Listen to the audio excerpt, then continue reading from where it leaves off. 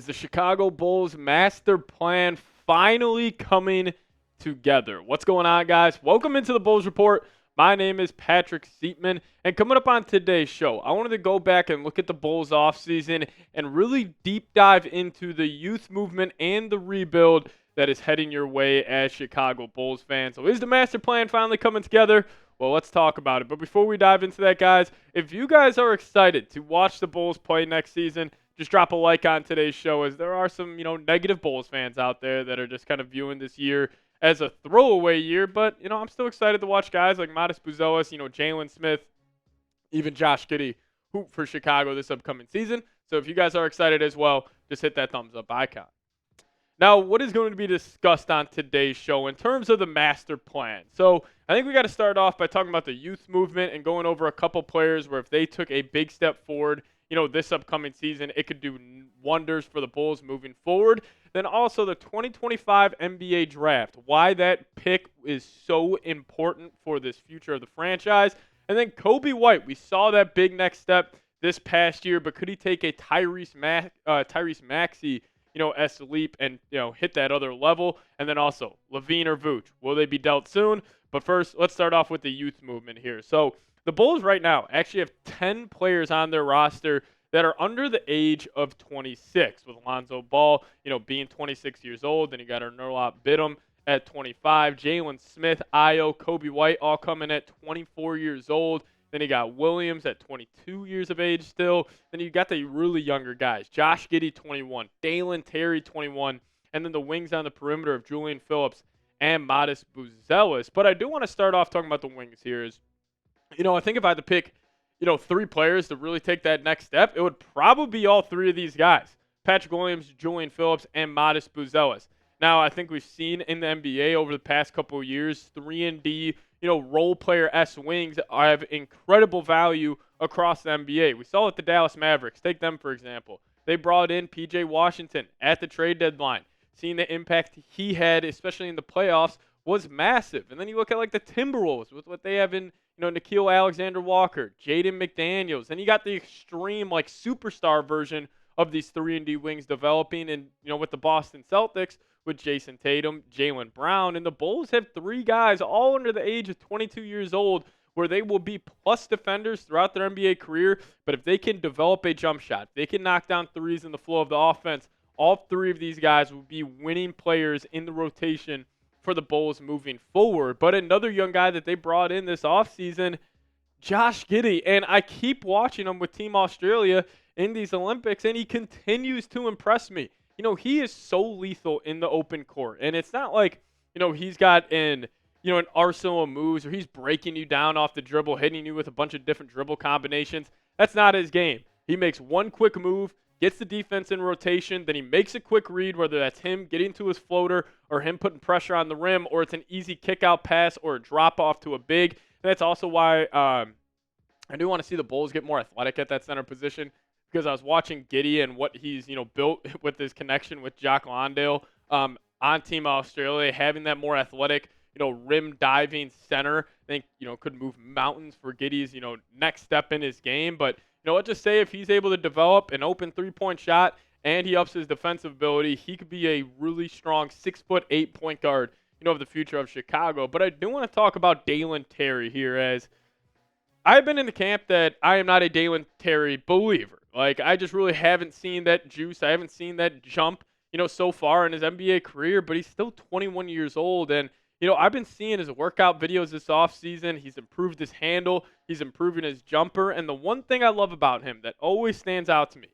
he plays hard and he plays with confidence. And I just think if you have those 2 things, then you just let your skill development catch up to that, he could be a very successful, again, another wing for the Bulls. I didn't even mention him when I was talking about Buzelis, Phillips, and Williams, but he could be another guy, in that rotation. But I want to get your guys' thoughts on this. Just let me know your thoughts on Dalen Terry heading into the season, as I am optimistic, for his future. But hey, you guys want me to know your thoughts on Dalen Terry down below.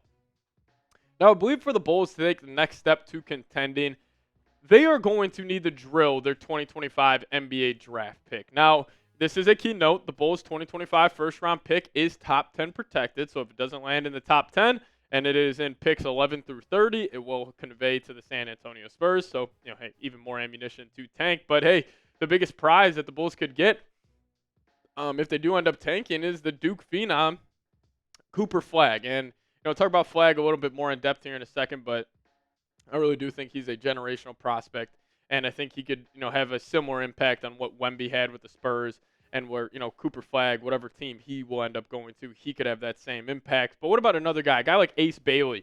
Ace Bailey is fantastic, freak athlete, can damn near put his shoulders at the rim when he's getting to the cup. So Ace Bailey, athletic wing, reminds me of like a poor man's Tracy McGrady, but if he develops into his max potential, you're looking at a top 15 player in the world. And then now France point guard Nolan Traore. Love him as a prospect. I just don't necessarily think he would be the best fit with the Bulls, as they already have a loaded backcourt.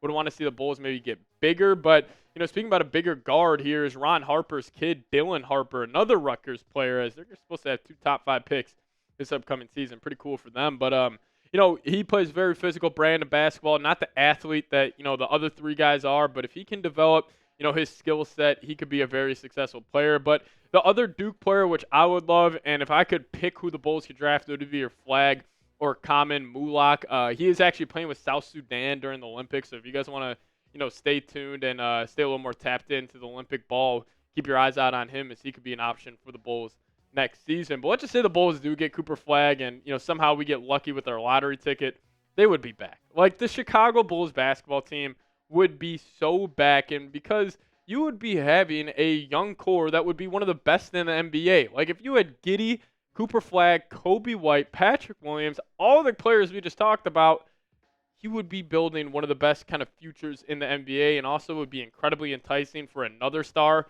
to come and play with the Chicago Bulls. And we'll also talk about that here, in a second. But first off, guys, I want to tell you about today's presenting sponsor. That is Game Time. Download the Game Time app today if you guys are looking to get any tickets to any event here in the near future. And if you use promo code ChatSports, we will hook you guys up with $20 off. Again, terms apply, first purchase only, but use promo code ChatSports and you'll get $20 off your first purchase. And if you guys are looking to go to a White Sox or a Cubs game this summer, then you are in luck, as Game Time is an authorized ticket marketplace of Major League Baseball, which makes getting tickets faster and easier. Prices on the Game Time app actually go down the closer it gets to first pitch. With killer last-minute deals, all-in prices, views from your seat, and their lowest price guarantee, Game Time takes the guesswork out of buying tickets. And that's my favorite part of the Game Time app, is the views from your seat, so you can see exactly what you'll be looking at before you even buy the ticket to the event. So take the guesswork out of buying MLB and any other tickets this summer with Game Time. Download the Game Time app, create an account, and use code ChatSports for $20 off your first purchase. Terms apply. Again, create an account and redeem code CHATSPORTS for $20 off. Download Game Time today. Last minute tickets, lowest price guaranteed. So another key for success, or key to success for the Chicago Bulls, would be Kobe White takes another step this season, similar to Tyrese Maxey. Now, I've actually used Tyrese Maxey as a comparison to Kobe White in the past, even before this season, as I think they have very similar styles of play. But I want to take a look at Maxey's past 2 seasons. So in the 2022 year, I think it's very similar to what Kobe White did this past season. Now, he was a little more efficient. We'll show you Kobe's numbers here in a second. But look at the leap Maxey made from 2 years ago to this past season, averaging 20 points a game to 26, upgraded the playmaking ability from 3.5 assists to 6, and then even up in the rebounding ability as well. And the thing is with Maxey, I had the question about, was he's always been a very efficient basketball player. But with the usage rate and the shots per game going up, can he maintain that efficiency? Well, he did. 45% from the field and 37% from deep. Now, looking at Kobe White's numbers from this past year, can Kobe take that step where he's averaging 19 points a game, maybe gets up to 24, 25, 4.5 rebounds, get that up to 6, 5 assists? I'm assuming that's going to actually stay relatively the same with him playing more off-ball, with Josh Giddey becoming, the future point guard of the Chicago Bulls. But the efficiency, if he can maintain that at 45% from the field and damn near 40% from downtown, it would do wonders for this Bulls team. Now, let's just say Kobe White proves he can be a second option on a title team. Like, he goes out there this year and he lights it up and he's averaging 25, 26 points per game and being very efficient. That could be key in free agency, or actually key if a superstar in the future asks out of their respective organization. Because you got to be looking at the Bulls saying, oh, I get to go play with, however old he would be at the time, 25, 26 years old, a up-and-coming star in Kobe White, plus with Buzelis, Patrick Williams. Like, Kobe White proving he could be a second option, plus with the contract he signed of a 3-year, $39 million deal, like, he could be one of the more enticing players that superstars could be looking at and coming to play with. But I'll ask you guys this. Can Kobe White be a second option on a title team? Polarizing question, but you guys let me know your thoughts down below. Give me a Y for yes or an N for no.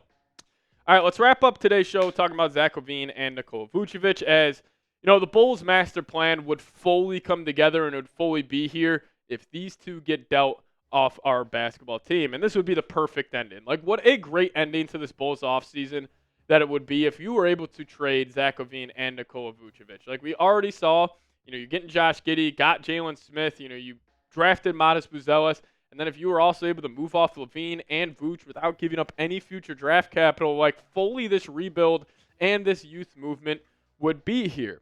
But the biggest reason why the Bulls won't be able to get this done is because the Bulls front office screwed themselves over by not starting this rebuild earlier.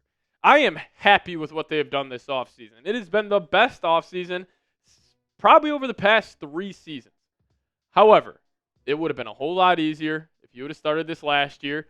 Teams wouldn't have been so scared of Zach LaVine's contract. Nikola Vucevic, if you would have just let him frickin' walk last summer, it would have been a lot easier to, build a younger basketball team.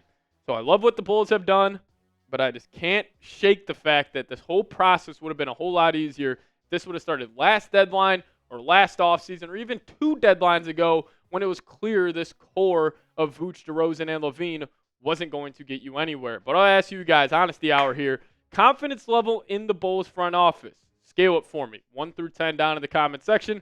Let me know your thoughts down below. If you guys want more Bulls content on your Twitter timeline, that's Twitter right there, @PatSieps. Thank you guys so much for watching today's show. See you guys next time. Go Bulls.